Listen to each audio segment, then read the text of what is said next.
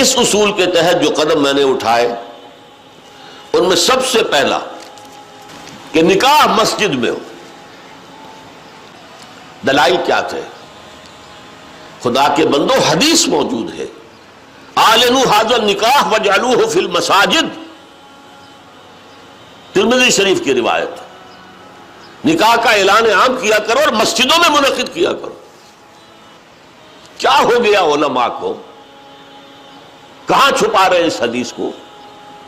یہ میں مانتا ہوں، علماء کا قول ہے، میں اس کو رد نہیں کر سکتا کہ یہاں فعل امر جو ہے یہ وجوب کے لیے نہیں ہے، فرض کرنے کے لیے نہیں ہے، استحباب کے لیے ہے۔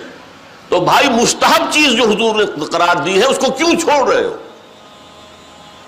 دنیا کے ہر معاملے میں ہے جستجو کے خوب سے ہے خوب تر کہاں، اور اس معاملے میں آپ مستحب مان رہے ہیں، حضور کا قول موجود ہے پھر قبول نہیں کر رہے۔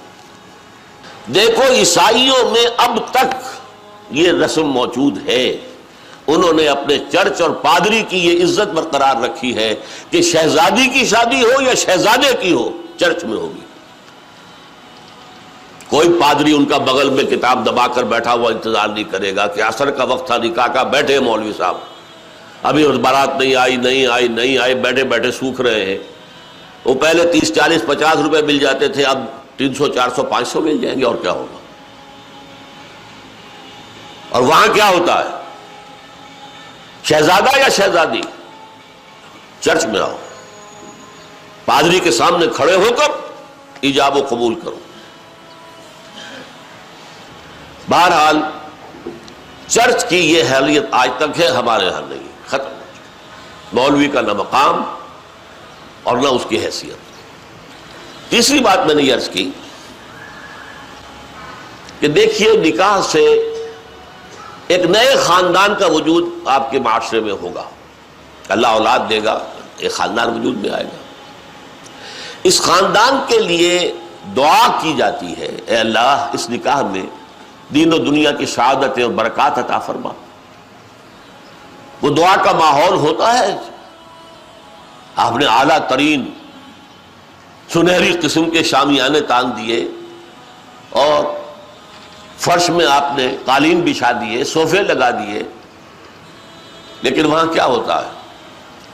سگریٹیں پی جا رہی ہیں، دھواں ہے، قہقہے لگ رہے ہیں، غیبتیں ہو رہی ہیں، پھر یہ کہ کوئی بھانڈ آ گئے تو فحش گوئی ہو رہی ہے، اور ایک کونے میں بیٹھا ہوا بیچارہ مولوی کچھ من من من من من من کر کے پڑھتا ہے جیسے کہ صرف دولہا کو سنا رہا ہے کچھ، اور پھر کہتے دعا مانگ لے۔ تو دعا کیا خاک مانگ لے؟ دعا کا ماحول ہوتا ہے، کوئی اللہ کے طرف توجہ ہو، کوئی رجوع ہو تو دعا مانگی جاتی ہے۔ لہذا اس دعا کا ماحول بھی جو مسجد میں ہے وہ اور کہیں نہیں۔ چوتھی چیز یہ بھی غیرت کو جگانے والی ہے، اگر حضور کی بیٹیوں کے نکاح مسجد میں ہوئے تو کون مسلمان ہے جو کہہ سکے میری بیٹی زیادہ باعزت ہے فاطمہ سے رضی اللہ تعالی عنہ؟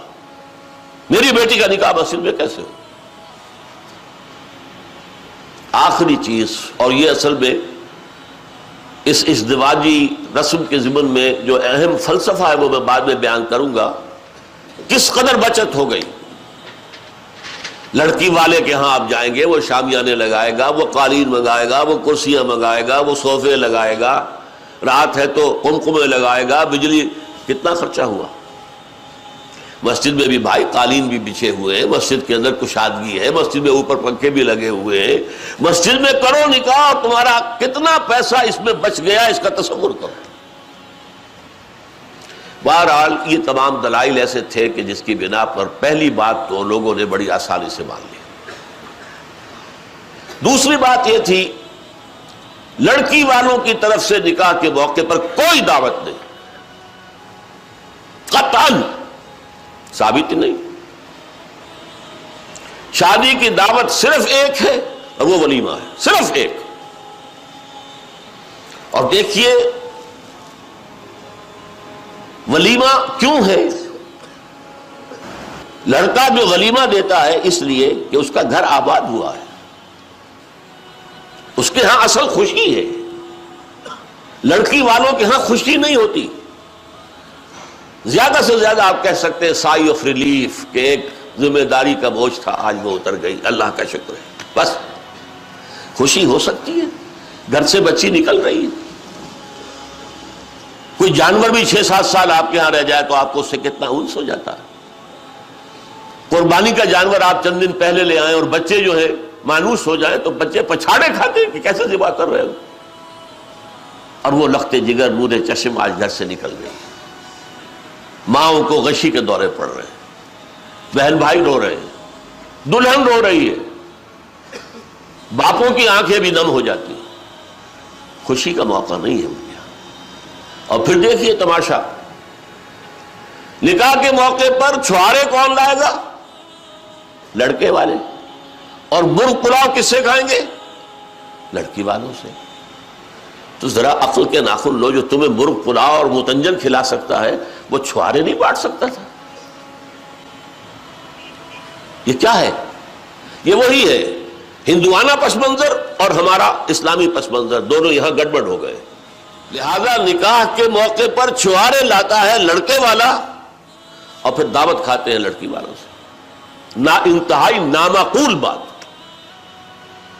میں نے عرض کیا نا کہ خوشی ہے، دعوت ایک ہے، ولیمہ، اس کے لیے حضور نے اتنی تاکید فرمائی، اولموا، یہ احادیث ہے، اولموا ولو بشاۃ، ولیمہ ضرور کرو چاہے ایک ہی بکری ہو تمہارے پاس۔ اور یہ عرب میں مفلس ہونے کی سب سے بڑی علامت تھی، وہاں تو بھیڑیں اور بکریاں پالتے تھے، ریوڑ ہوتے تھے، ایک ہی بکری ہے تو وہی ذبح کرو، گوشت پکاؤ، کھلاؤ۔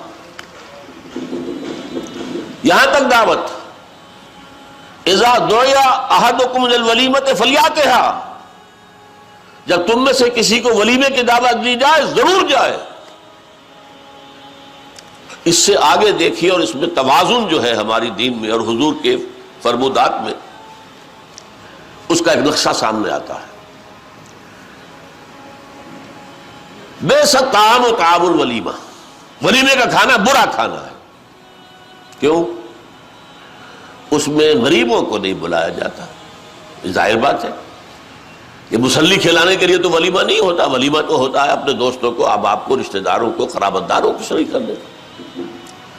لیکن اس کے باوجود، اسی حدیث کا ٹکڑا، اس کے باوجود میں تم سے کہتا ہوں کہ جسے بلایا جائے اگر وہ نہیں جائے گا تو وہ اللہ اور اس کے رسول کے حکم کی خلاف ورزی کرے گا۔